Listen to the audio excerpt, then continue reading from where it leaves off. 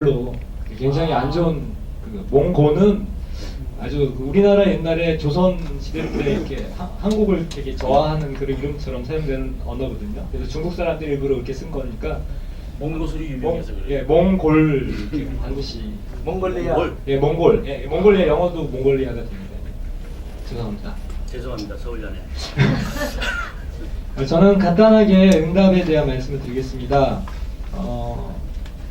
본 발제는 현재 한국 선교사들의 171개국의 약 2만 6천 명의 하나님의 복음 사역을 감당하고 있는 정부와 2002년부터 2013년도까지 연도별 선교사 현황을 제시하고 미래의 세계 복음화를 위해서 앞으로 2030년까지 적어도 10만 명의 한국 선교사가 필요하고 그다음 필요하다는 KWMA 진단을 인용, 이를 근거로 기감 선교를 현재 1100명 선으로 볼 때 감리교에서 앞으로 적어도 5000명의 선교사가 필요하다는 정확하고 적절한 자료를 제시해 주므로 논지에 대한 신뢰성을 높여주고, 이와 함께 최근 정보를 제공해 줌으로 말미암아 미래를 예측할 수 있는 한국 선교의 위치와 과제를 제시하고 감리교단의 선교적 동원의 어떤 필요성을 강조하고 있음을 이 논지를 발제를 통해서 알 수 있었습니다.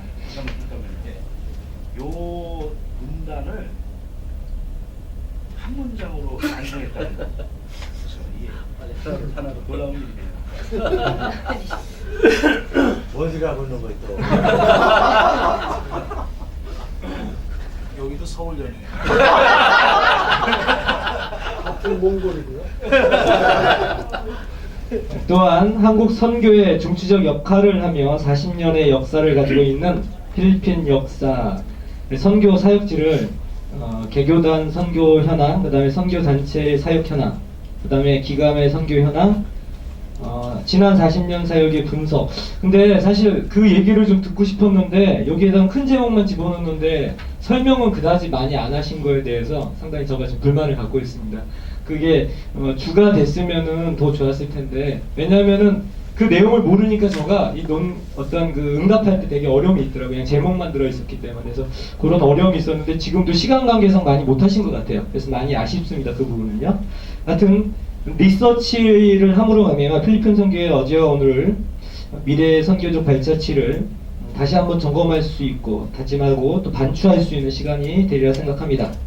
또 이번 발제는 한 지역의 복음화로 가는데 어떤 분야에 어느 정도 사역자가 필요하고, 또한 미래의 사역 영역은 어디인지를 제시한 것으로 볼 수 있습니다. 따라서 앞으로 이에 대한 심도 있고 구체적인 연구를 통해 필리핀 선교 활성화와 한국 선교 동원 문제에 대하여 한 방향을 제시할 수 있는 계기가 되기를 희망합니다.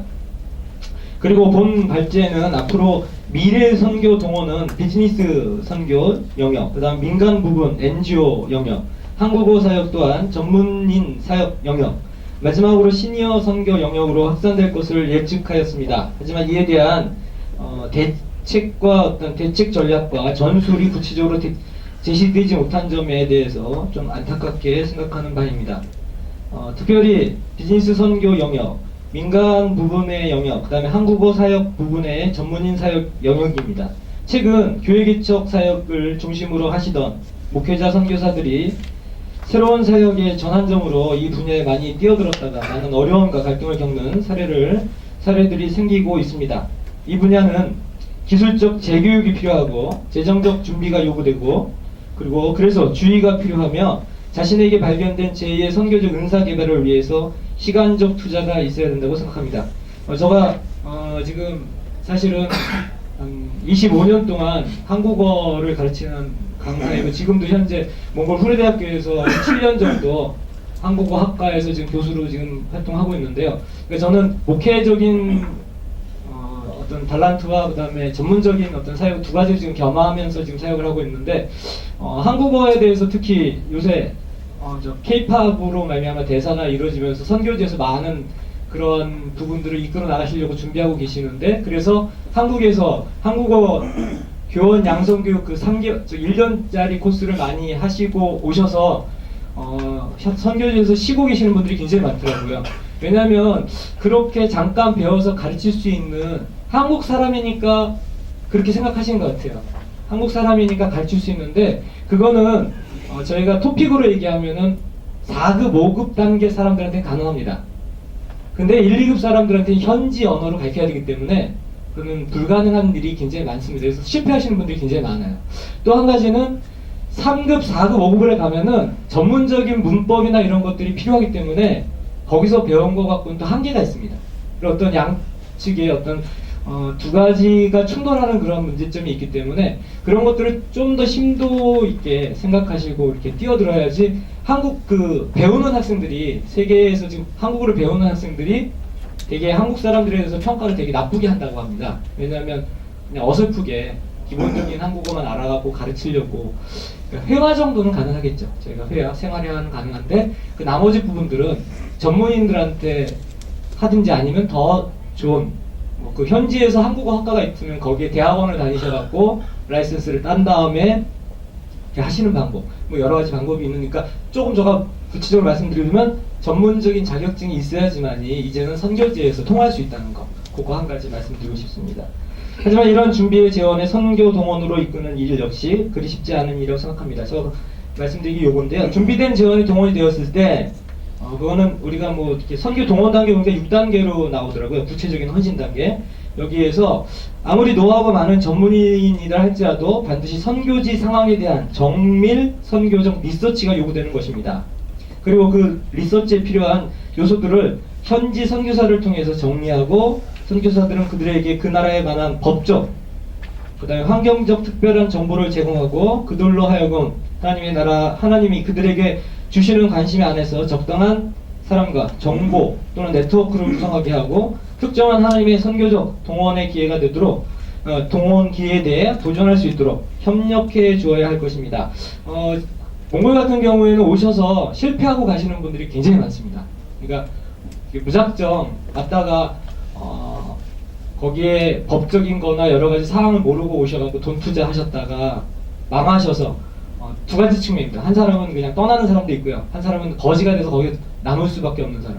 그러니까 아무래도 한국 가서 사는 것보다는 거기서 사는 게 재정적으로 좀 덜 들어가니까 어쩔 수 없이 거기서 이렇게 존재하시는 분들 이런 어떤 그런 형태의 모습들이 발견되고 이제는 그 리서치나 이런 부분들을 선교사들이 담당을 해갖고 좀 더 구체적이고 그다음에 열정은 굉장히 많으세요. 선교적인 열정으로 특히 전문 사역하시는 분들이 은퇴하시고 특히 학교 쪽으로 오시는 분들 굉장히 많아요. 와서 거의 뭐 1년 있다가 아이들이랑 싸우고 뭐 문화 안 맞는다고 부딪히고 이러다가 다 떠나시는 거예요. 그랬을 때 그 영향은 전부 다 선교사한테 남습니다.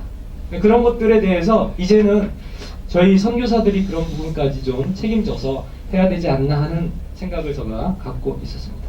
결론적으로 본인은 이 발제가 그걸 좀 바꿀게요. 제가 옛날 거 보고 했는데 여기 앞에 있는 문구를 바꿀게요. 그래서 함께 미래를 여는 감리교 선교회를 감리교 선교회 앞으로 지향할 선교적 방향과 지향할 선교적 방향으로 구분하는 중요한 어떤 역할을 하는 그런 발제가 되기를 기대합니다. 이상입니다.